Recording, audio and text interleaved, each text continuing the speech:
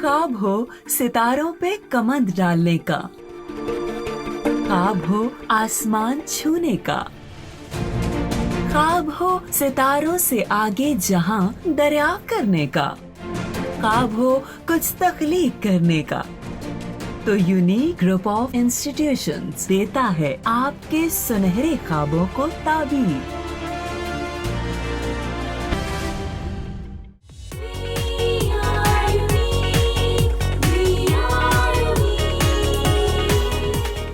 अस्सलाम वालेकुम स्टूडेंट्स, मैं सबा वसीम हूँ 99A unique group of institution से। ऑनलाइन क्लासेस के सिलसिले में बेटा आज आपका लेक्चर नंबर 52 है, जो 9th क्लास की ऑनलाइन क्लासेस हो रही हैं। और अब हम अपना जो भी सिलेबस पढ़ रहे हैं, हमारा हिस्सा नसर, नज़्म, गज़ल और हमारे जितनी भी उर्दू भी की चीज़ें होंगी, जैसे मैं पिछले 2 लेक्चर्स में भी आपको बता चुकी हूँ कि अब हम क्या पढ़ेंगे, अपना स्मार्ट सिलेबस, जो हमारा स्मार्ट सिलेबस है जो गवर्नमेंट की तरफ से दिया गया।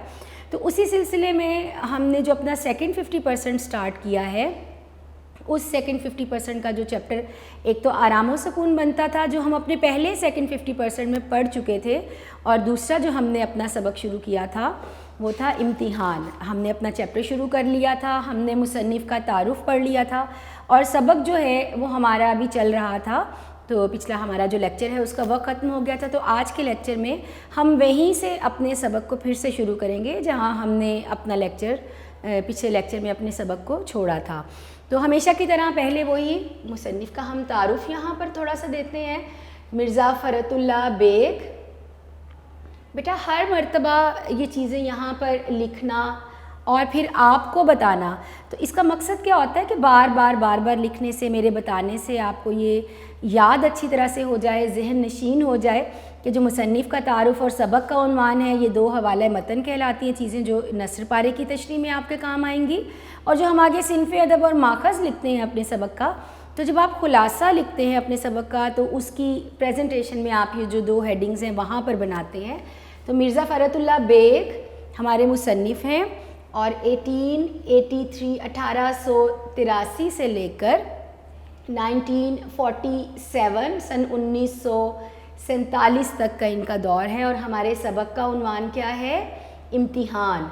हमारा सबक है इम्तिहान, और इसका माखज़ क्या है, कहाँ से ये सबक लिया गया है आपकी सिलेबस बुक में, आपकी निसाबी किताब में। जो मुसन्निफ़ हैं फ़रतुल्लाह बेग, उनकी किताब जिसका नाम है मज़ामीने फ़रहत, वहाँ से ये सबक लिया गया है। और सिनफ़े अदब की ये कौन सी किस्म है ये भी मैं आपको हर दफ़ा बताती हूँ। तो ये उन्होंने मज़ाहिया अंदाज़ में, चूँकि एक जो मज़मून है इम्तिहान, एक जो टॉपिक है, इसको बयान किया है कि लोग जो घबराते हैं इम्तिहान के नाम से, तो इस चीज़ को उन्होंने चूँकि मज़ाहिया अंदाज़ में बयान किया है। लेकिन इस मज़ाहिया अंदाज़ के साथ साथ वही बात कि असल चीज़ क्या है मुसन्निफ़ जो आपको बताना चाहते हैं, और वो क्या है कि जो लोग, जो तालिब इल्म तैयारी नहीं करते, मेहनत नहीं करते, मेहनत के बगैर, तैयारी के बगैर अगर वो इम्तिहान देते हैं, तो नतीजा क्या निकलता है कि आखिर में सिवाय शर्मिंदगी के उनके हाथ कुछ नहीं आता। तो एक तरह से आपके लिए एक सबक है, एक नसीहत है कि चोर रास्ते तलाश करने की बजाय, नकल करने की बजाय, या और किसी तरह से पास होने की बजाय, सबसे बेहतर तरीक़ाकार क्या है, आपको जो एक मुकर्ररा वक्त मिला है अपनी तैयारी के लिए, तो आप उसमें अपना वो जो 1 साल है या 2 साल है, जो भी आप पढ़े हैं, अपनी तैयारी इस तरह से करें कि आखिर में आपको मुश्किल ना हो। अभी तक हमने जितना सबक पढ़ा उसमें मुसन्निफ़ ने चूँकि एक मज़ाहिया अंदाज़ अपनाया, तो ज़ाहिर बात है हकीकत से तो इसका ताल्लुक़ नहीं है। हकीकी ज़िंदगी में तो ऐसा नहीं होता, अगर आप चाहें भी तो आप ऐसा नहीं कर सकेंगे। तो जिस तरह उन्होंने बताया कि वो पढ़ते, उनके दोस्त और हम जमात जो हैं, क्लास फेलोज़ हैं, दोस्त हैं, जैसे जैसे इम्तिहान करीब आते तो उनके घबरा जाते उनके सारे दोस्त, और कमज़ोर हो जाते, सूरतें छोटी सी निकल आती। लेकिन मुसन्निफ़ को हमेशा उनके घबराने पर हंसी आती थी। अब हंसी क्यों आती थी कि उनके नज़दीक इम्तिहान में ऐसा क्या है, 2 ही सूरतें हैं, फ़ेल या पास। अगर इस साल कामयाब ना हुए तो अगले साल से ही, क्योंकि ज़ाहिर बात है नतीजा 2 ही सूरतों में निकलता है, या तो आप पास होते हैं या आप फ़ेल होते हैं। तो मुसन्निफ़ के ख़्याल में इसमें घबराने की कोई बात नहीं। अगर आप इस साल कामयाब नहीं हुए तो कोई बात नहीं, आप अगले साल फिर इम्तिहान दें और फिर कामयाब हो जाएं। तो इसी तरह उन्होंने बताया कि उन्होंने भी 2 साल में ला क्लास का कोर्स पूरा किया। کس طرح پورا کیا؟ شام ہوتی تو دوستوں کے ساتھ وہ ٹہلنے کے لیے نکل جاتے، کلاس میں بیٹھ کے پڑھنے کی زحمت تو نہیں کرتے تھے، ہاں باہر سے جھانک لیتے کہ کلاس میں جو استاد ہیں وہ بڑے مصروف ہیں پڑھانے میں، ان کو بھی پتہ نہیں ہے کہ میرا کوئی شاگرد یہاں موجود ہے یا نہیں، یا باہر سے کوئی دیکھ رہا ہے یا نہیں۔ جو حاضری لگایا کرتے تھے منشی صاحب، ان سے اس نے بڑی اچھی دوستی کر رکھی تھی، تو وہ روزانہ اس کے کلاس میں جائے بغیر ہی حاضری لگا دیا کرتے تھے، تو حاضری بھی مکمل تھی، اس کی بھی شکایت نہیں کی جا سکی کہ جی آپ کا بیٹا نہیں آتا۔ تو اس طرح سے انہوں نے 2 سال جب پورے کر لیے اپنے، تو پھر کیا ہوا کہ ظاہری بات ہے امتحان تو لیا جاتا ہے، آپ کچھ بھی پڑھتے ہیں اس کے آخر میں، تو جب امتحان کا زمانہ قریب آیا تو گھر والے جو ہیں اب انہوں نے کہا کہ آپ تیاری کرو، ظاہری بات ہے امتحان سے پہلے سبھی بچوں کے گھر والے کہتے ہیں آپ پڑھیں تیاری کریں۔ تو انہوں نے پہلا تقاضا کیا کیا، انہوں نے اپنے لیے ایک الگ کمرہ مانگا۔ ایک الگ کمرہ کیوں مانگا؟ کیونکہ ان کو یہ اندازہ تھا کہ گھر میں ایسی صورتحال مشکل ہے کہ ان کو الگ کمرہ دیا جائے، کیونکہ گھر بہت بڑا نہیں ہے، بہت زیادہ کمرے نہیں ہیں، لیکن پھر بھی جو والدہ ہیں انہوں نے اپنا کمرہ خالی کر دیا کہ تم یہاں بیٹھ کے پڑھو۔ تو پہلی چال تو ناکام ہو گئی، الگ کمرے کا جو تقاضا کیا گیا تھا وہ تو مل گیا۔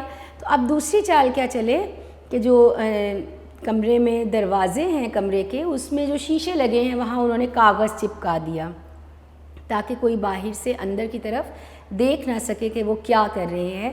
تو لیمپ جلاتے، 7 بجے لیمپ جلاتے آرام سے اور سو جاتے، اور صبح 9 بجے جا کے اٹھتے۔ میں نے پڑھاتے ہوئے آپ کو یہ بھی کہا تھا، جو اوقات کار آ جاتے ہیں مختلف چیزوں کے سبق کے دوران جو بتائے جاتے ہیں، آپ نے ان کو بہت اچھی طرح سے یاد رکھنا ہے، یا آپ سے MCQ یا مختصر جواب کی صورت میں پوچھے جا سکتے ہیں۔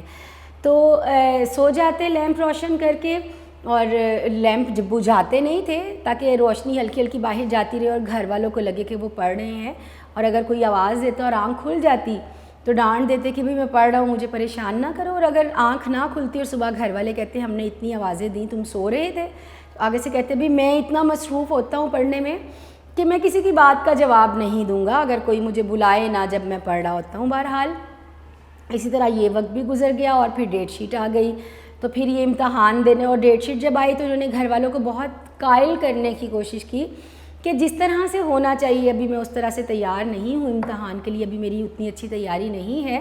لیکن گھر والے کیا سمجھتے تھے کہ 2 سال لا کلاس کا کورس پورا کیا، کالج جاتے رہے، اس کے بعد ساری رات پڑھتے رہے، تو اتنی محنت کی ہے، تو پھر ان کے والد نے کہا کہ پھر امتحان بھی دو، گھبراتے کیوں ہو، امتحان دو۔ پھر بھی بہرحال انہوں نے اپنی ایک سیف سائیڈ رکھتے ہوئے، خود کو بچانے کی کوشش کرتے ہوئے اپنے گھر والوں کو یہ یقین دلایا کہ تقدیر اور تدبیر یہ 2 چیزیں ہیں، یعنی انسان کے ساتھ اس دنیا میں جو کچھ بھی ہوتا ہے اس میں اس کا اپنا اختیار یا اپنا ہاتھ نہیں ہے، وہی ہوتا ہے جو اس کی تقدیر میں ہے۔ حالانکہ تقدیر اور تدبیر کا صحیح مطلب کیا ہے؟ تقدیر کیا ہے؟ اللہ کا فیصلہ، اور تدبیر کیا ہے؟ جس میں انسانی کوشش شامل ہو جائے۔ تو جب ہم اپنے مسائل کو حل کرنے کے لیے اپنی ہمت، محنت، کوشش، عقل سے کام لیتے ہیں تو وہ تدبیر کہلاتی ہے۔ تو تقدیر تو ہمارے ساتھ ہے، اس کو تو ہم تبدیل نہیں کر سکتے، لیکن تدبیر سے اپنی مشکلوں کو آسانیوں میں بھی تبدیل کرنے کا ہمیں اللہ ہی نے حکم دیا ہے۔ تو یہاں پر وہی بات ہوئی کہ اس نے بہت سمجھایا، یعنی ایک طرح سے یقین دلایا گھر والوں کو کہ اگر میں فیل ہو گیا تو اس میں میرا قصور نہیں ہوگا، بلکہ میری قسمت میں ہی لکھا ہوگا۔ بہرحال ان کو جب ملا، ڈیٹ شیٹ مل گئی، اب جو رول نمبر سلپ ایک دی جاتی ہے، جب ان کو وہ مل گئی تو وہ لے کر پھر یہ جہاں گئے امتحان گاہ میں پہنچے امتحان دینے کے لیے۔ تو یہاں تک ہم نے اپنے پچھلے لیکچر میں پڑھ لیا تھا کہ ہم ہال ٹکٹ لیے ہوئے مقام امتحان پر پہنچ ہی گئے، اور اس سے پہلے جو کچھ ہوا وہ بھی میں نے آپ کو بتا دیا۔ اب آگے یہاں سے ہم اپنا جو لیکچر ہے یہ سٹارٹ کر رہے ہیں۔ اچھا جی، گو کچھ یاد نہیں کیا تھا، حالانکہ ان کو کچھ بھی یاد نہیں تھا، ظاہری بات ہے انہوں نے پڑھا تو کچھ تھا نہیں، یاد تو کچھ کیا نہیں تھا، لیکن 2 وجہ سے کامیابی کی امید تھی، لیکن پھر بھی انہیں امید تھی کہ شاید میں کامیاب ہو جاؤں، اور 2 وجہ سے کامیابی کی امید تھی۔ اب وہ کامیابی کی امید جو 2 وجہ تھیں، وہ 2 وجہ کیا تھی جن کی وجہ سے ان کو یہ امید تھی کہ یہ کامیاب ہو جائیں گے؟ سب سے پہلے امداد غیبی۔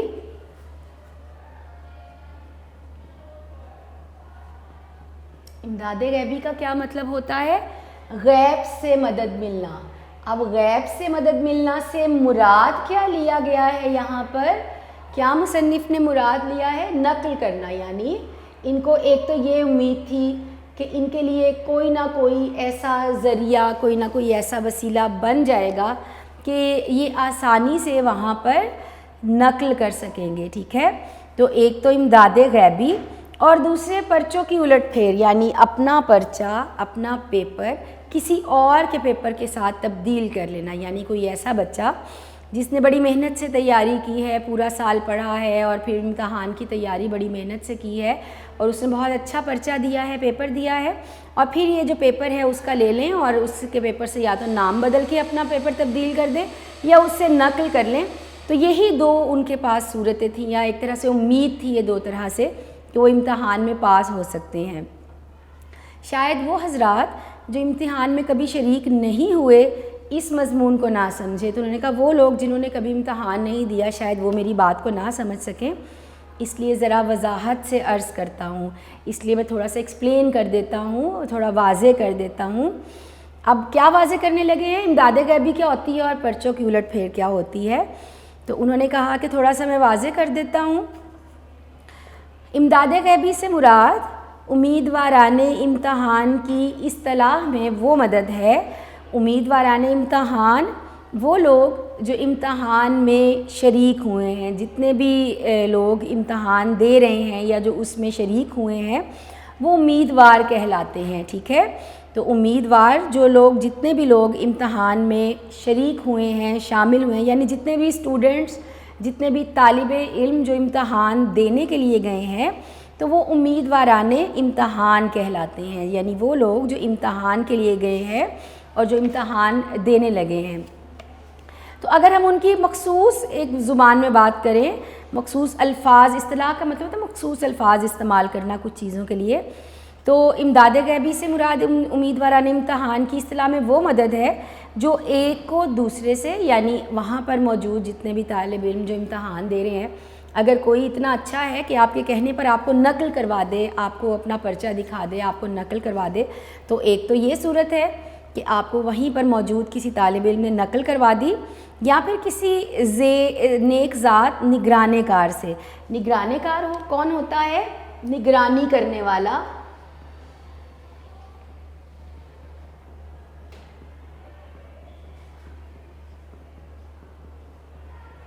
جس کو ہم ممتحن بھی کہتے ہیں، یعنی امتحان کے دوران جو آپ کی پرچے کے دوران جو انویجیلیشن کرتا ہے، جو نگرانی کرتا ہے۔ تو دو صورتیں ہیں امداد غیبی کے لیے، ایک تو یا تو آپ کو کوئی اتنا اچھا وہاں دوسرا کوئی طالب علم مل جائے جو آپ کو نقل کروا دے، یا پھر آپ کو کوئی اس طرح کا ممتحن مل جائے، اس طرح کا نگران مل جائے جو بہت ہی نیک اور اچھا انسان ہو، یا اند المواقع کتاب سے پہنچ جاتی ہے۔ اب اند المواقع کا کیا مطلب ہے؟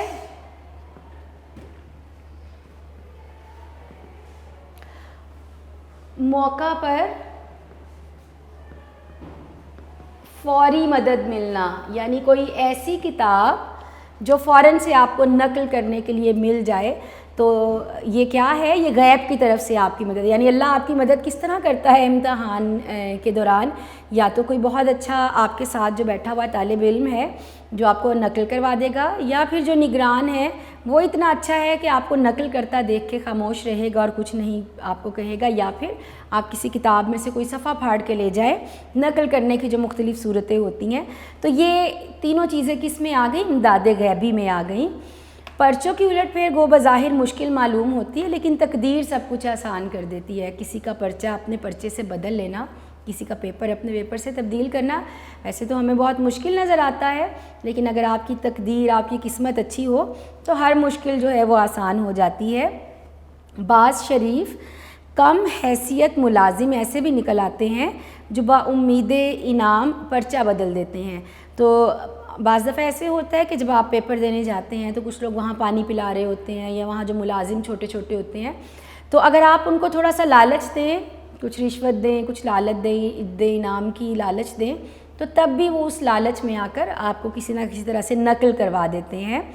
یہ ضرور ہے کہ اس سے ایک محنت کرنے والے کو نقصان پہنچ جاتا ہے. وہی بات جو میں نے پہلے کہی کہ ایک ایسا بچہ ہے, ایک ایسا طالب علم ہے جس نے پورا سال اسکول کالج بھی جاتا رہا, آخر میں امتحان کی تیاری بھی کی اور بہت اچھا پرچہ دیا, تو جب آپ اس کے پرچے سے اپنا پرچہ بدل رہے ہیں تو ظاہری بات ہے اس کا تو نقصان ہوگا ہی.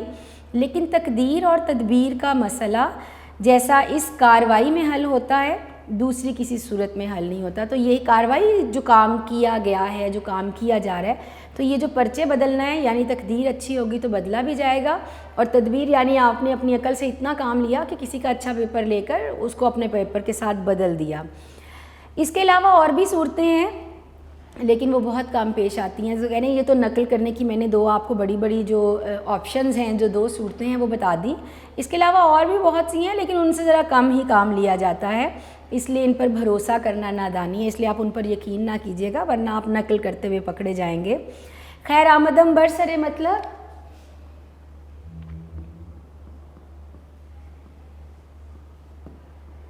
اس کا مطلب ہے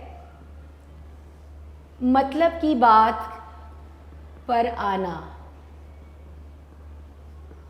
یعنی ادھر ادھر کی باتیں چھوڑ کے جو مطلب کی بات ہے اپنی مطلب کی بات کی جائے.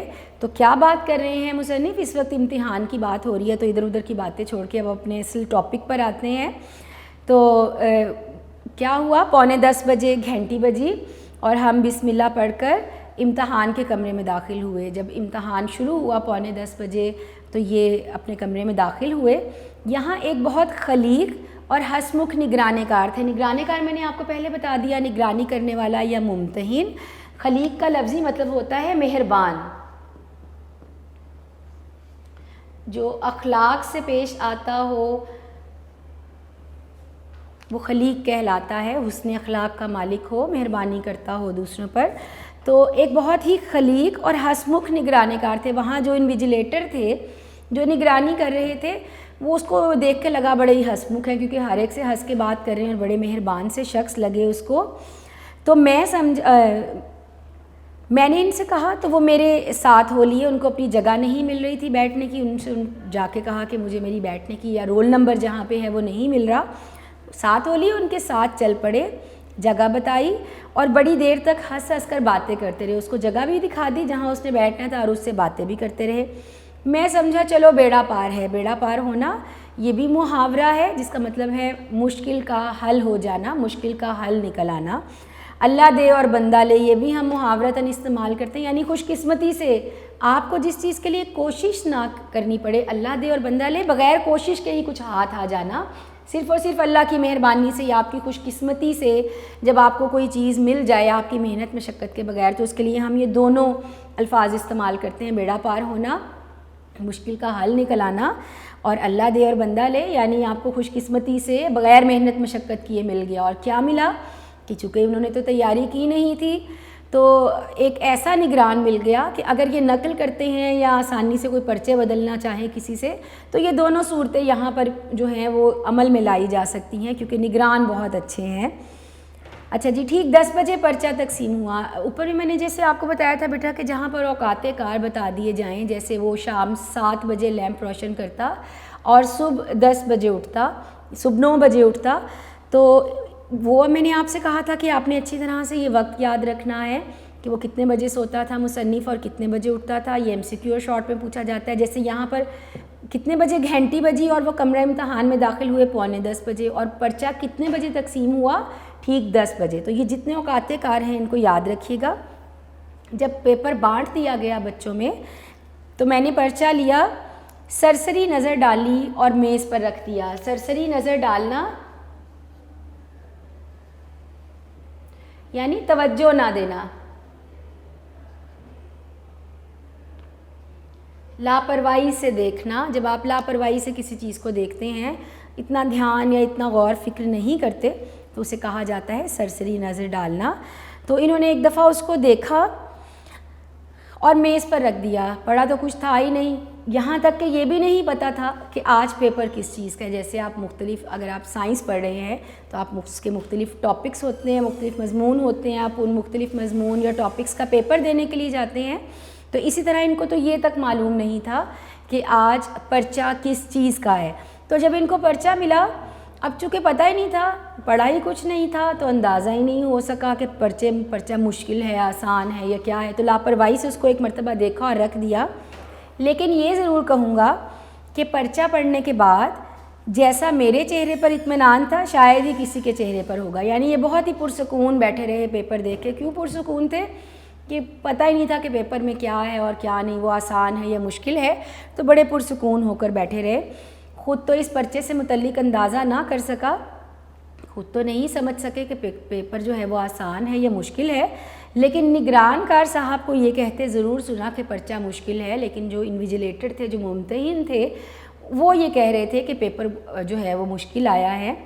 میں کئی مرتبہ اول سے آخر تک اس کو پڑھ گیا، شروع سے آخر تک کئی مرتبہ میں نے اپنا جو کویسچن پیپر ہے اس کو پڑھا، لیکن یہ نہ معلوم ہوا کہ کس مضمون کا ہے، لیکن پھر بھی یہ نہ پتہ چل سکا کہ کس مضمون کا پیپر ہے۔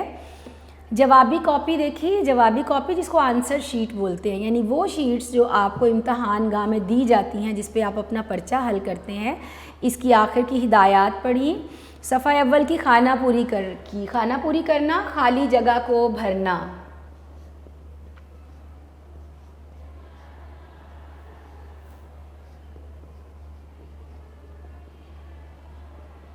آپ کا جب آپ پیپر دینے جاتے ہیں تو آنسر شیٹ پہ جو اوپر کچھ آپ کو پرنٹ کی ہوئی چیزیں دی جاتی ہیں، آپ کا نام، آپ کا رول نمبر، آپ کا پیپر کون سا ہے، آپ کا سبجیکٹ کیا ہے، تو یہ تمام چیزیں جو پرنٹ ہوتی ہیں آپ کی آنسر شیٹ پہ، تو جب انہوں نے صفحہ اول پہلا صفحہ، تو پہلے صفحے پر جہاں یہ تمام چیزیں لکھی ہوئی تھیں اس کو انہوں نے بھرا، وہاں پر جو بھی لکھنا تھا وہ لکھا اور کھڑا ہو گیا۔ گارڈ صاحب فوراً ہی آئے، میں نے ان سے کہا، اب گارڈ صاحب سے مراد کیا ہے؟ وہی نگران جو انویجیلیٹر ہے، جو نگرانی کر رہا ہے امتحان کی، تو وہ فوراً ہی آ گئے۔ میں نے ان سے کہا کہ جناب یہ پرچہ کس مضمون کا ہے؟ وہ مسکرائے، یعنی وہ بھی سن کے مسکرائے کہ یہ کس طرح کا طالب علم ہے جو پیپر تو دینے آ گیا لیکن اس کو یہی نہیں پتہ کہ پیپر کس چیز کا ہے۔ زبان سے تو کچھ نہ بولے مگر پرچے کے عنوان پر انگلی رکھ دی۔ ظاہری بات ہے پیپر کے اوپر ہی لکھا ہوتا ہے، جیسے آپ کے سائنسز کے پیپر ہیں تو پیپر کے اوپر ہی لکھا ہوگا یہ کیمسٹری کا ہے یا بایو کا ہے یا فزکس کا ہے یا کمپیوٹر کا ہے، تو اسی طرح انہوں نے بھی ٹاپک کے اوپر انگلی رکھ دی۔ اس وقت مجھے معلوم ہوا کہ اصول قانون کا پرچہ ہے، تو تب پتہ چلا چونکہ قانون کا امتحان دے رہے تھے تو جو مختلف قوانین بنائے جاتے ہیں، جو مختلف لاز بنائے جاتے ہیں، تو اس کا پرچہ تھا۔ دل کھل گیا، محاورہ ہے یہ بھی، دل کھل جانا، خوش ہو جانا۔ تو یہ جب سنا کہ اصول قانون کا پیپر ہے تو بہت خوش ہوئے۔ میں نے بھی قلم اٹھا کر لکھنا شروع کر دیا، اپنا پین اٹھایا اور لکھنا شروع کر دیا، کیونکہ اصول کے لیے کسی کتاب کو پڑھنے کی ضرورت تو ہے نہیں۔ یہ جو مختلف ہم اپنے لیے رولز ریگولیشنز بناتے ہیں، جو اصول ضوابط ہوتے ہیں، تو انہوں نے کہا اس کے لیے کسی کتاب کو پڑھنے کی ضرورت تو ہے نہیں، اس مضمون پر ہر شخص کو رائے دینے کا حق حاصل ہے۔ رائے دینا، رائے کا مطلب ہوتا ہے اپنی سوچ یا اپنے خیال کا اظہار کرنا۔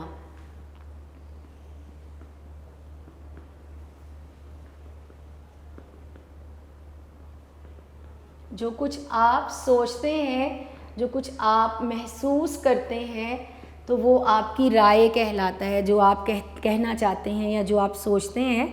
تو انہوں نے کہا کہ بھی اس پہ تو ہر ایک شخص کو یہ حق حاصل ہے کہ اپنی اپنی سوچ، اپنے اپنے خیال کے بارے میں بتائے۔ ایک مقنن ایک اصول قائم کرتا ہے، مقنن قانون بنانے والا۔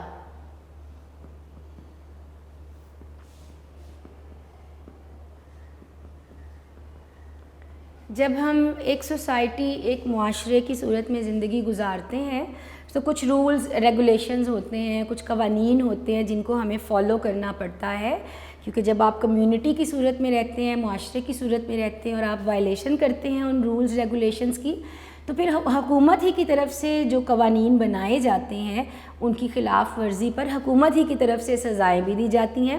تو ان کا یہ خیال ہے مصنف کا کہ جو قانون بنانے والے ہیں وہ تو قانون بنا دیتے ہیں اور دوسرا اس کو توڑ دیتا ہے، لیکن ہر شخص اس پہ عمل نہیں کرتا، لوگ قوانین کو توڑ دیتے ہیں۔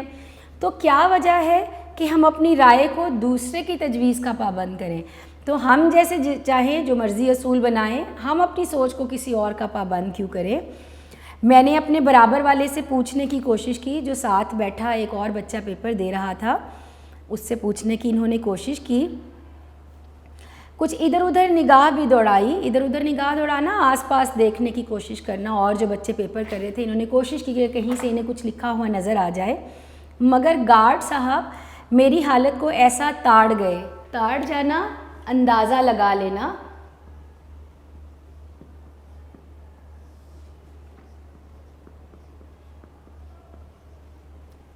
آپ جب امتحان دے رہے ہیں اور اس میں آپ نقل کرنے کی کوشش کر رہے ہیں تو ظاہری بات ہے جو ممتحن ہے, جو انویجیلیٹر ہے, اس کو بھی اندازہ ہو جاتا ہے کہ اس بچے کو کچھ نہیں آ رہا اور ادھر ادھر تانگ جھانک کی کوشش کر رہا ہے.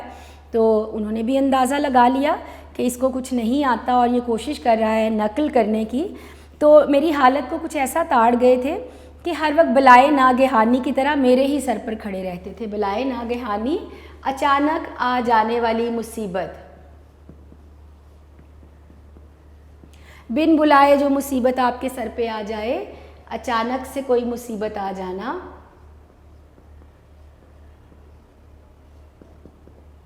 کوئی بھی شخص نہیں چاہتا کہ اس پر کوئی مشکل یا مصیبت آ جائے. تو جو بغیر چاہے اچانک سے کوئی بڑی مشکل یا مصیبت آپ کے سر پہ آ جائے اس کو بلائے ناگہانی کہا جاتا ہے. تو ایک بڑی مصیبت کی طرح ہر وقت میرے ہی سر پر کھڑے رہتے. میں نے ذرا ادھر ادھر گردن پھیری تو انہوں نے آواز دی کہ جناب اپنے پرچے پر نظر رکھیے. جیسے ہی میں ادھر ادھر نقل کرنے کی کوشش کرتا تو وہ فوراً سے بولتے کہ اپنے پیپر کی طرف دیکھیے. جب دوسروں سے مدد ملنے کی امید منقطع ہو گئی, منقطع ہو جانا, ٹوٹ جانا, رک جانا, ختم ہو جانا. تو جب اس کی یہ امید ختم ہو گئی کہ ادھر ادھر بیٹھے ہوئے جو اور بچے پیپر کر رہے ہیں مجھے وہاں سے کہیں سے نقل کرنے دی جائے گی, تو ایسا چونکہ ممکن نہ ہو سکا, گارڈ نے اس کو نقل کرنے نہیں دی, تو میں نے دل میں سوچا کہ چلو ان گارڈ صاحب سے ہی پوچھے. تو میں نے کہا چلو میں ان سے ہی پوچھ کے دیکھتا ہوں. میں کھڑا ہو گیا, وہ آئے, میں نے دریافت کیا, دریافت کرنا پوچھنا کہ جناب اس دوسرے سوال کا جواب کیا ہے. وہ مسکرائے اور کہا مجھے معلوم نہیں. ظاہری بات ہے وہ تو نہیں بتا سکتے, تو انہوں نے مسکرا کے یہ کہہ دیا مجھے معلوم نہیں. میں نے کہا یہ برابر والے بڑے زور سے لکھ رہے ہیں, یعنی یہ جو میرے ساتھ بیٹھا ہے یہ بڑی تیزی سے لکھ رہا ہے, تو ذرا ان سے پوچھ دیجئے. تو اسی سے پوچھ دیں مجھے کہ اس کا جواب کیا ہے.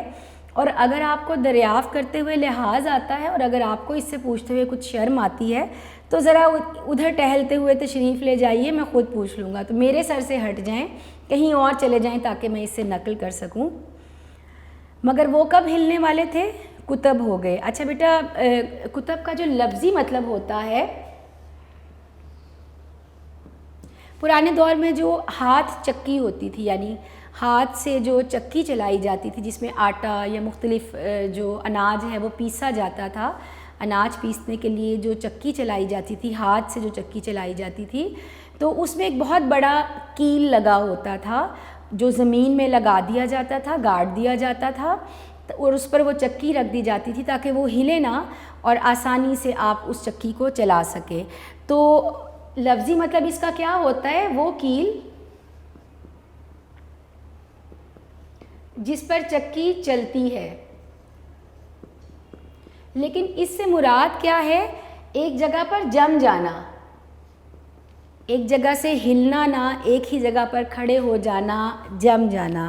چونکہ وہ کیل جو ہے وہ بہت مضبوط ہوتا ہے اور اس کو مضبوطی سے زمین میں لگا دیا جاتا ہے تاکہ جب آپ چکی کو گھمائیں تو گھماتے ہوئے وہ ہلے نہ ادھر ادھر اور وہ مضبوطی سے وہاں ٹکی رہے, تو اس کو کتب کہا جاتا ہے. تو جب کوئی چیز اپنی جگہ مضبوطی سے کھڑی ہے, وہاں سے نہیں ہلتی, تو اس کے لیے ہم کتب کا لفظ استعمال کرتے ہیں. تو وہ کب ہلنے والے تھے؟ کتب ہو گئے. تو ان کا مسکرانا پہلے تو مجھے بہت اچھا معلوم ہوتا تھا. شروع میں جب انہوں نے بتایا کہ مجھے جگہ نہیں مل رہی تھی تو جو نگران تھے انہوں نے مجھے میری جگہ بھی بتائی اور مجھ سے بڑی ہنس کے باتیں کرتے رہے, تو میں بڑا خوش ہوا کہ اتنا اچھا نگران مجھے مل گیا.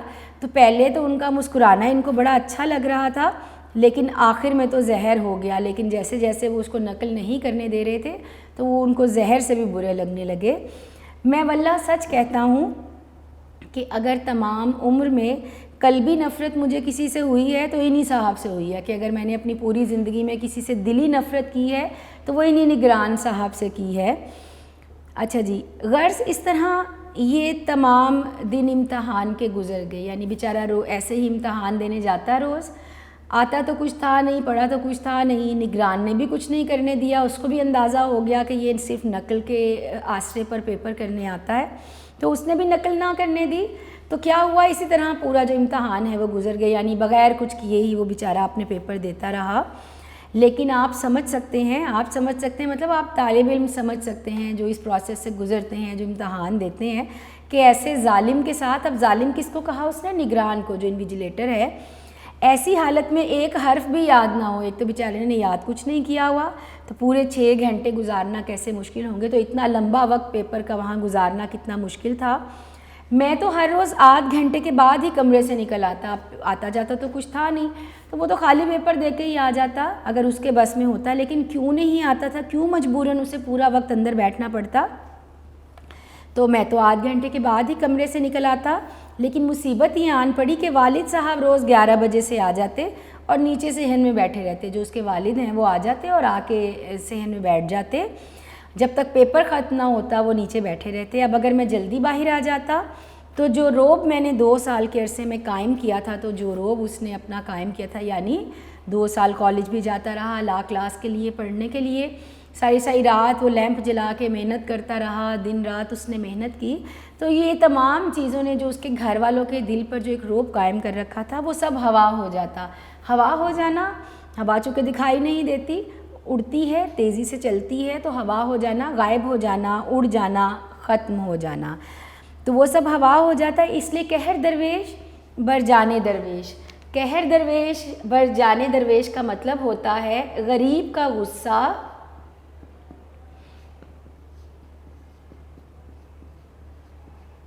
اس کی اپنی جان پر ہی اترتا ہے.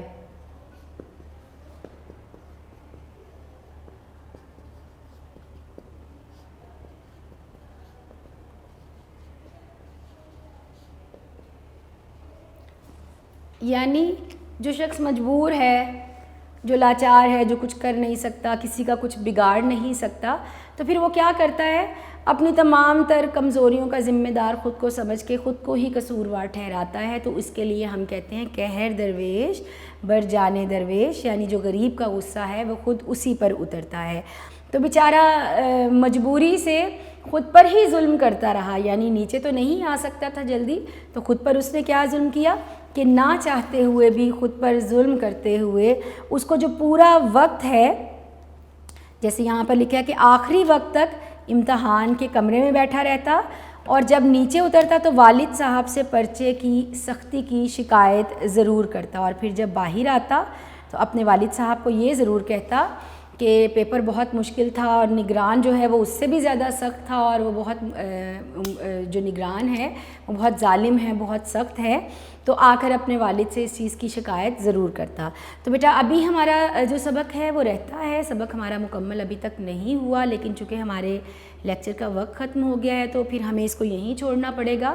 انشاءاللہ اگلے لیکچر میں ہم یہیں سے اپنے سبق کو دوبارہ شروع کریں گے, اور اب اتنا زیادہ نہیں رہ گیا, انشاءاللہ ہم اس کو ختم کر کے پھر اس کی جو مشق ہے وہ پڑھیں گے. ابھی تک ہم نے جتنا پڑھا اس کو آپ دوبارہ سے پھر ضرور پڑھیے گا, اور اس میں جو چھوٹی چھوٹی باتیں ہیں, اب چونکہ آپ کا اسمارٹ سلیبس ہے, اب آپ کو اپنے چیپٹر کو, اپنی مشق و سلیبس تو کم ہو گیا, لیکن اب کیا ہے کہ آپ کو ہر چیز کو فوکس کرنا ہے. ایک چھوٹی چھوٹی لائن جو آپ کے چیپٹر کی ہے, آپ سمجھ لیں وہ آپ کا شارٹ اور MCQ ہے, وہ کوئی بھی ایک لائن اٹھا کے, جیسے والد صاحب نیچے کتنے بجے آ کے بیٹھ جاتے تھے, ہم نے یہاں کیا پڑھا 11 بجے آ کے بیٹھ جاتے تھے, وہ کتنے بجے سوتا تھا, کتنے بجے اٹھتا, پرچہ کتنے بجے تقسیم ہوا, کتنے بجے شروع ہوا, اس طرح کی چھوٹی چھوٹی جو باتیں ہیں یہ بھی آپ اچھی طرح یاد رکھیے گا. کچھ بھی آپ سے شارٹ MCQ بنا کے پوچھا جا سکتا ہے, تو اچھی طرح ضرور پڑھا کریں, اپنے چیپٹر کو ریڈنگ کیا کریں بار بار. تو آج ہم یہیں پہ اپنا لیکچر اب ختم کریں, انشاءاللہ اگلے لیکچر میں ہم اس کو یہیں سے آگے سے شروع کر کے اپنا لیکچر کمپلیٹ کریں گے. تب تک کے لیے بہت شکریہ, اللہ حافظ.